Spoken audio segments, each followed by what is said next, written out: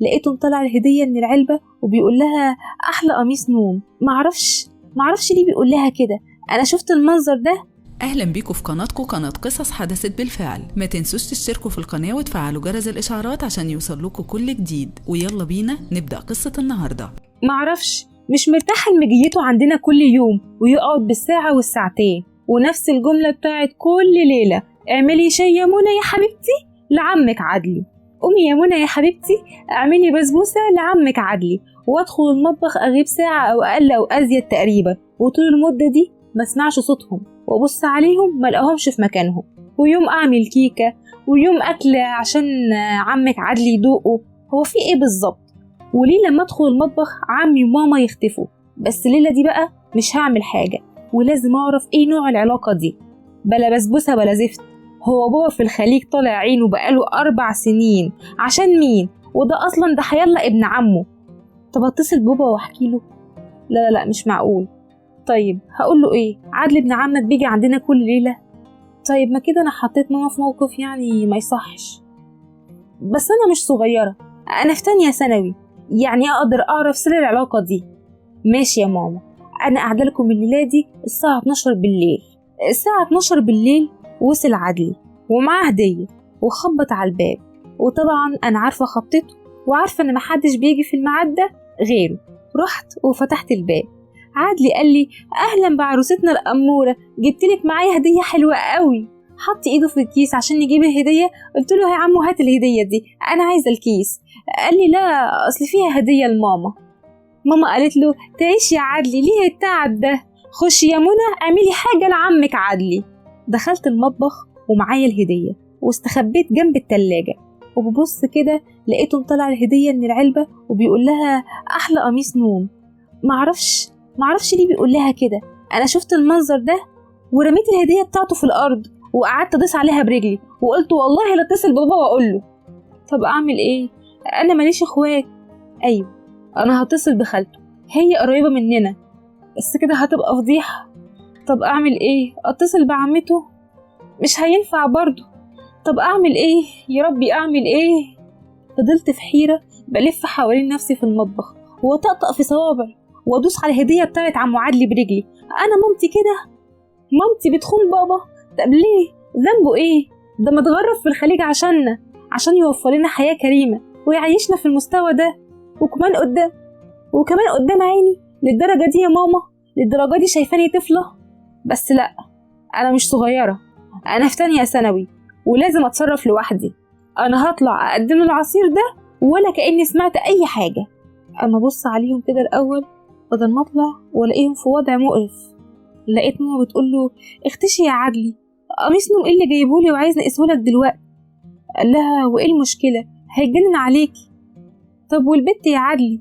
خلي بالك منى واخدة طبع أبوها، ولما بتقلب من جواها ما يبانش عليها أبدا. أنا حاسة إنها شاكة فينا. عدلي قال لها: وليه السيرة دي؟ طيب دلوقتي دي طفلة مش هتفهم حاجة، وبعدين هي بتقعد ساعة في المطبخ وإحنا بنخش في الأوضة الأخيرة لما بتدخل تنام وبنبقى على راحتنا. حاولي انت بس توزعيها وما تقلقيش. ماما قالت له: أوزعها ده إيه؟ إحنا في الصيف وفي أجازة، أقول لها إيه؟ روحي ذاكري مثلا؟ عدلي قال لها: اتصرفي بقى، أنا ماليش دعوة. وطبعا أنا سامعة وشايفة كل حاجة ومستخبية ورا التلاجة. بقى كده يا ماما؟ ماشي، أنا بقى هوريكوا الطفلة دي هتعمل إيه. وفعلا خرجت أقدم لهم العصير.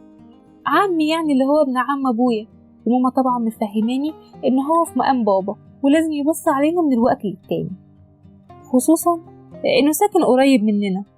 اتفضل يا عمو العصير.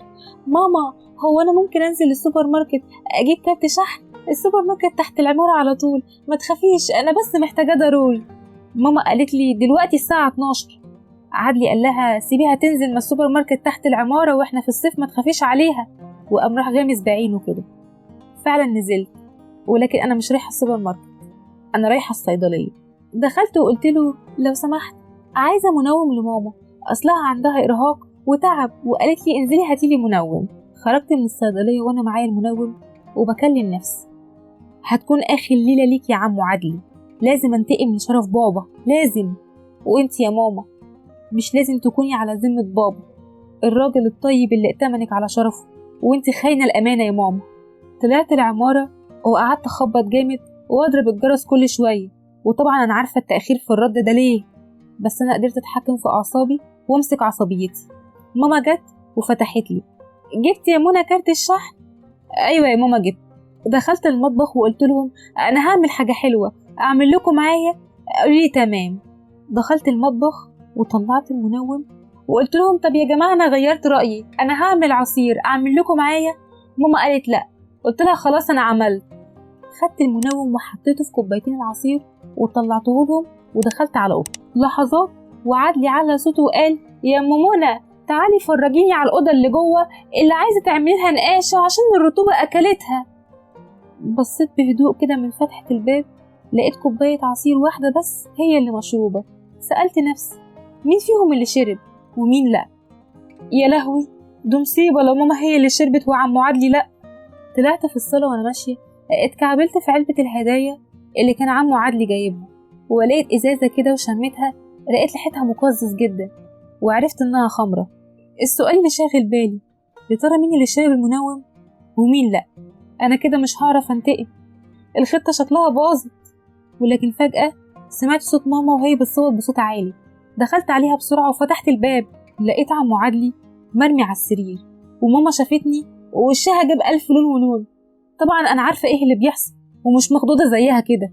ماما لسه هتوضح وتقول أصل كنت بفرجه على معرفش إيه وهو أغمى عليه وأنا أصلا مش سامعة أي حاجة خالص وعايزاها تسكت. عمو عدلي مرمي على السرير ملوش أي حس خالص، وباين كده إن هو اللي شرب العصير اللي فيه المخدر. ماما قالت لي الحقيني يا منى، ده مش بيتحرك خالص ولا صوت ولا نفس. وأنا بكل ثقة وهدوء بقول لها ده توفى عشان بيشرب مخدرات وخمرة. ماما قالت لي انتي بتقولي ايه؟ يا لهوي يا لهوي، عرفتي منين؟ عرفتي يا ماما وخلاص، انا عارفة من بدري. انتي فكرة ان انا طفلة، لكن لا، انتي نسيتي ان انا رايحة تالتة ثانوي، يعني مش صغيرة، وعارفة العلاقة من الاول وسكت وبقول يمكن تبط، ده عشان بابا، بس بلاش فضايح بقى. ماما قالت لي طب هنعمل ايه دلوقتي؟ انتي فاهمة غلط، بعدين هفهمك، بس انا عايزة اعرف اعمل ايه دلوقتي، مش عارفة اعمل ايه. قلت لها بكل ثقة هو توفى وخلاص، انتي بقى اللي عليكي انك تخلصي من الجثة، ممكن ترميه من الدور السابع عادي يعني ونقول قضاء وقدر. ماما قالت لي ايه الشر اللي جواكي ده؟ قلت لها شر؟ طبعا شر، ما انا اللي جبته هنا ودخلته اوضه النوم. بابا الراجل المغترب اللي شايل همنا في غربتنا وبيحاول يوفر لنا كل حياة كريمة ومحترمة. طبعا انا عارفة انه ما ماتش وان ده اثر المخدر، بس انا عايزة اخلص منه باي طريقة. ماما قعدت شوية على الارض، اعصابها اتدمرت خالص، ولكن برضو مش عايزة اظهر اي شيء او ضعف واقول لها ان حطالي مخدر. وفجأة ماما قالت لي ايه رأيك لو بلغنا البوليس؟ قلت لها طب ما الطب الشرعي هيشرح الجثة وهيعرف انه كان شارب خمرة ومخدرات قبل الوفاة، يعني اكيد شرب هنا واكيد مش متعدي علينا وجاي بمزاجه. ماما قالت لي طب اعمل ايه طيب؟ قلت لها ارميني البلكونة ونقول وقع، رغم ان هي الطب الشرعي هيعرف، ولكن الحالة اللي ماما فيها مخلية عقلها واقف عن التفكير. انا مش بكره ماما، بس لازم تاخد جزائها عشان بابا المسكين. ماما قالت لي انا هتصل بمراته وعياله وهم يجوا يتصرفوا. قلت لها لا طبعا، انت كده هتودي نفسك في داهية وهتروحي للبوليس، ده غير بقى ان اصلا مراته بتكرهك. طب الحل ايه دلوقتي؟ قلت لها انا عندي الحل يا ماما، بصي في شوال في المطبخ هنجيبه ونحط فيه عمو عدلي زي ما هو كده، وهننزل بيه في الاسانسير كمان شوية، يعني تيجي الساعة 3 بالليل، والميعاد ده مناسب جدا ننزل فيه ونحطه في العربية ونرميه عند ترعة المريوطية، هي أقرب مكان لينا ولا من شاف ولا من داري. ماما قالت لي طب افرضي حد شافه وهو جاي عندنا أو أي لحد؟ قلت لها أولا مفيش عداوة بينك وبينه عشان حد يشك فيكي، تاني حاجة بقى هو أعداؤه كتير فأكيد مش هيشك فيكي انتي طبعا يعني. ماما قالت لي أنا خايف، أنا ما أقدرش أعمل كده، لا لا لا مستحيل. افهمي يا ماما، انتي ما قتلتيهوش، هو توفى طبيعي. ثانيا بقى انتي هترميه عند الترع والناس هتاخده وتدفنه بدل ما تبلغي البوليس ونروح في سن نجيم، وهو هيبان انه ميت بالمخدرات، يعني طبيعي يموت هناك في اي حتة يعني. ماما سمعت الكلام واقتنعت جدا، وجبنا الشوال وحطينا فيه عمو عدلي ونزلناه في الأسانسير، ومحدش سمعنا خالص. في أصلا في العمارة اللي قدامنا بيت شغال هدم وردم كده، فمحدش سمعنا خالص واحنا خارجين.